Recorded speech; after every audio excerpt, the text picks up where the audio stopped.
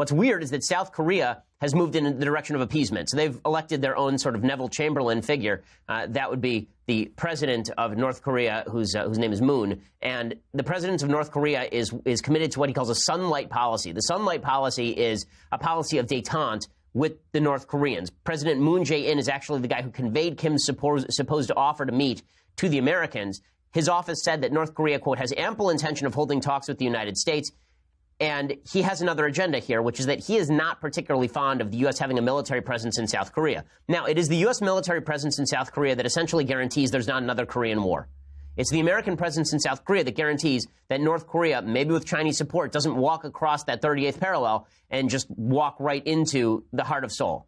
Because the fact is that the United States has a trigger mechanism in foreign policy. We have a trigger mechanism, meaning that we have a certain number of troops that are along the border. And if that border were to be breached, the United States would immediately be enmeshed in a war with the North Koreans. The North Koreans know that. If the United States were to remove support from the South Koreans, the calculus would change very quickly. And at the very least, the North Koreans and the Chinese could pressure the South Koreans for all sorts of concessions. They could push them into their own sphere of influence on trade, on defense. It could get very ugly very quickly without the U.S. continuing to be there and allying with the South Koreans on a military level. But the current regime in South Korea, the current administration in South Korea, is not real fond of that. They don't want the United States deploying anti-missile technology in South Korea. They don't want the United States deploying troops in South Korea. And so they're honestly sort of working on behalf of the North Koreans to make a move that would push the United States out to the fringe on South Korean ground. So the talking point for people who are big Trump fans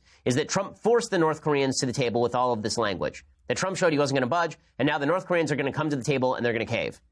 That seems unlikely to me. It seems more like this is a calculated ploy by the North Koreans to gain concessions from the West in exchange for an empty promise. The reason I say this is because this has been the North Korean way of doing business for nigh on 60 years. With the South Korean security advisor Chung Yu-yong, I think I'm pronouncing that wrong, but he said that North Korea is now committed to denuclearization. I'll explain what he means by this in a second, because if you read the headline, that sounds great. North Korea is going to get rid of its nukes. If you know what he means, it's not that great. Here's what he had to say. The Republic of Korea, along with the United States, Japan, and our many partners around the world, remain fully and resolutely committed to the complete denuclearization of the Korean Peninsula. When he says that North Korea is committed to denuclearization, understand the absolute stated program of the North Korean government is we want denuclearization of the entire peninsula. What that means is we want the United States to remove its troops from South Korea. So we'll get rid of our nuclear program if and only if the United States removes its troops from South Korea and the United States stops engaging in military exercises with the South Koreans. I think that Kim wants to make that pitch directly to Trump. He wants to say, listen, we can walk out of here with the greatest deal. You'll win the Nobel Peace Prize.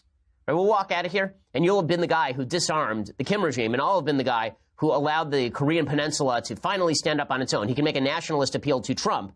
And it would be a bad move by Trump because, again, if the United States does not have troops in South Korea, this radically changes the situation on the ground, not only militarily, but in terms of economics and trade, in terms of foreign policy, spheres of influence, protection of particular trade corridors. Right? All of this goes in by the wayside if the United States were to pull its troops out of South Korea, which is why we've never really considered it before.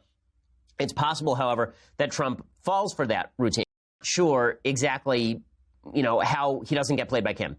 The way that you negotiate best is when you're willing to walk away from the table. The question now is Trump going to be willing to walk away from the table? That's questionable. That's questionable. The biggest problem here is that you can see a situation in which Trump goes into the meeting. An offer is made by Kim. It's not a good offer. It's an offer like, get all the troops out of South Korea and we will denuclearize.